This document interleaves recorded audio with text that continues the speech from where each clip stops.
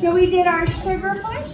We did a basic inside roll where the gentleman exits to his right.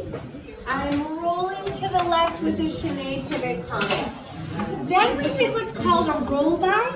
It starts with a J hook up, which leads my pivot. I continue into a backline chalet, and then my round and anchor, however I choose to dance that. So reverse in order, doing the outside spin first. We did a sugar push with a swoop-de-doo.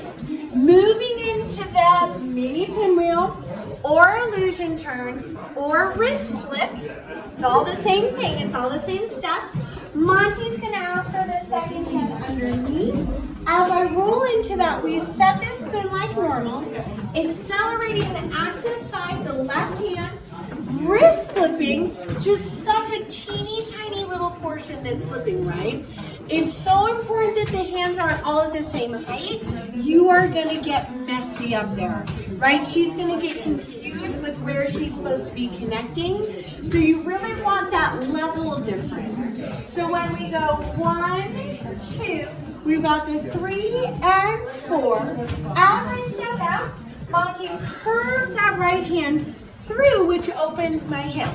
This is 5. Take out the and. She does an and 5. I take out the and, adjust step 5, so that we're on the same footwork here. Timing option number 1. Of course it can change. Then 6, we follow through with the halo. We separate his left hand over me, his right hand over him. We slide away. Looking at that in speed. 1, 2, 3, and 4. We change that hand. 1, 2, 3, and 4, and 5, 6, 7, and 8, 9, and 10.